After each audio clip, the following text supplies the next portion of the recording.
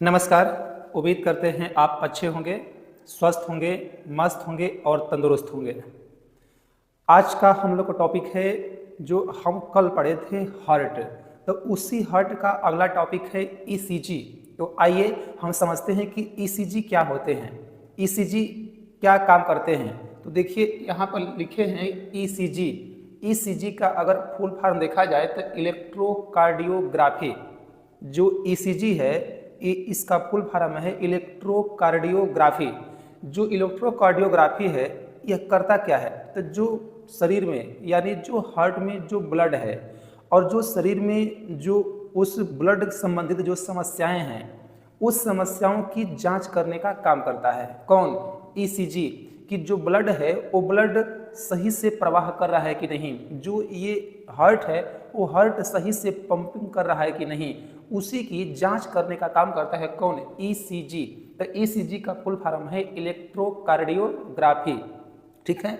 देखिए जो ये ईसीजी है आप लोगों ने टीवी में या मोबाइल में देखा होगा कि कोई व्यक्ति जब हॉस्पिटल में होता है तो उसके ईसीजी की जांच लोग ऐसे करते हैं, दिखाता है उनके कंप्यूटर में दिखाता है। तो ईसीजी की जांच का जो तरीका होता है आप देखिए इसको कि ऐसे ही ग्राफ बनते हैं, ऐसे ही ग्राफ बनते हैं। इसमें ग्राफ में आपको पी क्यू आर एस इस तरह के ग्राफ बनते हुए दिखाई देते हैं। तो यह जो पी ग्राफ है, इस पी ग्राफ का मतलब क्या है? तो जो पी ग्राफ है कल आप लोगों ने इससे पहले वाले वीडियो में आपने पढ़ा था हार्ट। हमने बताया था कि जो स्तनधारी जीव होते हैं उसमें 4 चेंबर होते हैं। तो मानो एक स्तनधारी था तो उसमें एक अलिंद था और एक नीले। अलिंद को 2 भागों में बांटा गया था और नीले को भी 2 भागों में बांटा गया था। तो एक हो जाएगा बायां अलिंद, एक हो जाएगा दाहिना अलिंद। तो कल बताया था हम कि जो बायां अलिंद है, बायां अलिंद में ब्लड आकर के रिसीव होता है। ब्लड रिसीव होने का काम कौन करता है? तो अलिंद करता है। और ब्लड आकर के भेना कावा से यानी शरीर से आकर के ब्लड कहाँ इकट्ठा होता था? तो अलिंद में। कौन से अलिंद में? तो दाहिना अलिंद में इकट्ठा होता था। तो जो ये पी ग्राफ है, पी ग्राफ दिखाता है कि जो ब्लड है वो ब्लड दाहिना अलिंद में आकर के इकट्ठा हो रहा है। उस इकट्ठा होने की प्रक्रिया को, ग्राफ को बताता है कौन? P graph. पी ग्राफ बताता है कि ब्लड आकर के अलिंद में इकट्ठा हो गया या जमा हो गया है। इस ग्राफ का दिखाता है कौन? पी दिखाता है, पी ग्राफ ब्लड को इकट्ठा होने की प्रक्रिया को। और नेक्स्ट हम आगे आए तो आप देख पा रहे हैं क्यू आर एस। ये जो क्यू आर एस ग्राफ है इसका मतलब क्या है?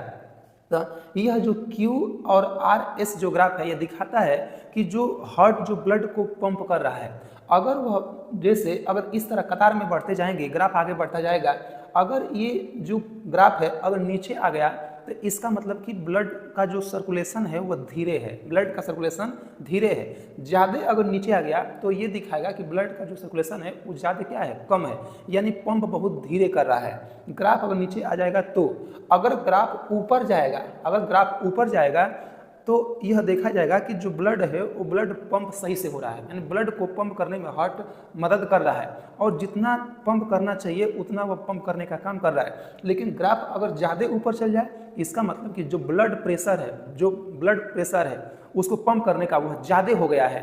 तो यह दिखाता है कि ब्लड जो सर्कुलेशन है या जो सर्कुलेट करता है वो कम कर रहा है कि धीरे कर रहा है। अगर ज़्यादा ऊपर चला जाए तो ब्लड तेज गति से पंप कर रहा है और नीचे आ जाए तो ब्लड धीरे पंप कर रहा है। ठीक है। तो जो क्यू आर एस ये जो ग्राफ है, इस क्यू आर एस इस समूह को, इस ग्राफ को हम क्यू आर एस कॉम्प्लेक्स बोलते हैं। क्या बोलते हैं? क्यू आर एक्स कॉम्प्लेक्स बोलते हैं। किसको? क्यू आर एस को क्या बोलेंगे? Q R S complex. यानी ब्लड की जो पंप करने की प्रक्रिया है, जो दर है, उसको बताता है कि कितना तेज और कितना धीमे वह ब्लड पंप करने का काम कर रहा है हार्ट। ठीक है।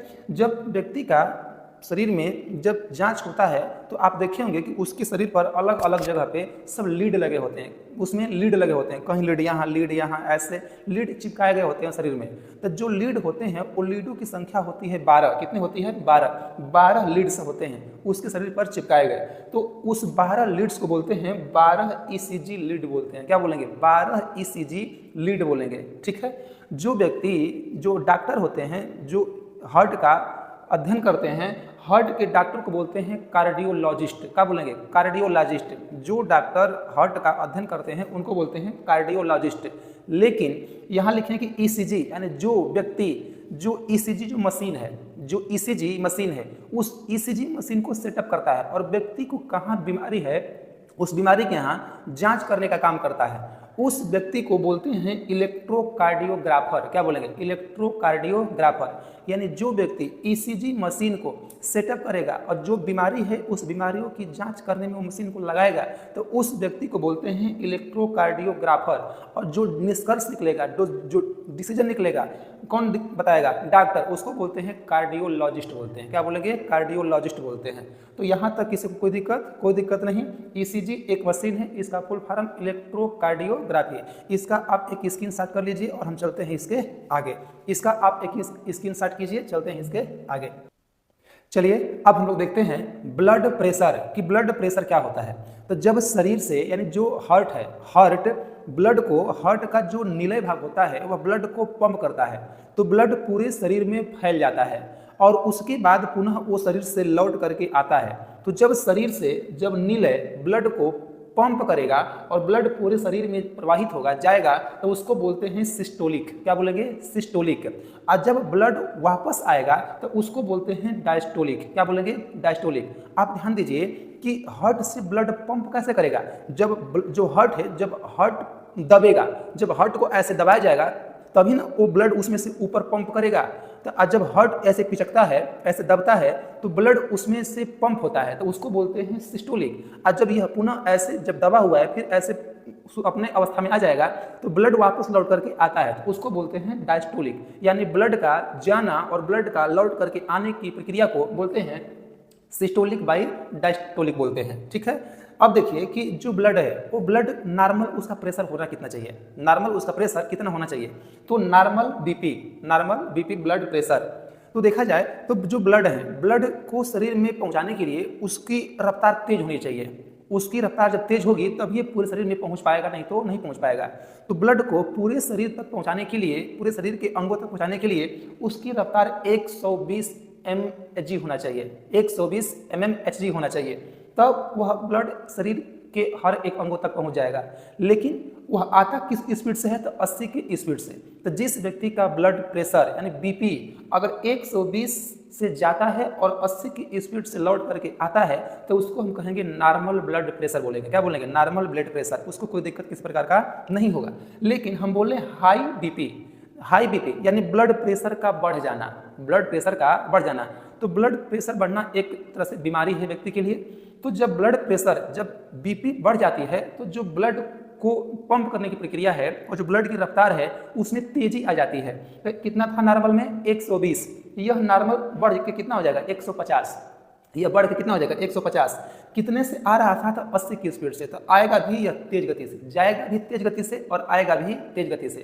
तो कहते हैं कि इस व्यक्ति का बीपी हाई हो गया है, तो उसे बोलते हैं बीपी यानी हाई बीपी। और हाई बीपी जिस व्यक्ति का 150 से 90 हो जाता है ब्लड प्रेशर, उसको बोलते हैं हाइपरटेंशन। क्या बोलेंगे? हाइपरटेंशन। देखते हैं जब व्यक्ति का बीपी ज़्यादा हाई हो जाता है तो व्यक्ति एकदम गुस्सा टाइप का हो जाएगा और व्यक्ति उसकी एक तरह से अलग कार्य होना शुरू हो जाएगा। तो बीपी हाई में 150 उसका हो जाएगा और 90 की स्पीड से आएगा, तो क्या बोले? उससे हाइपरटेंशन बोलते हैं।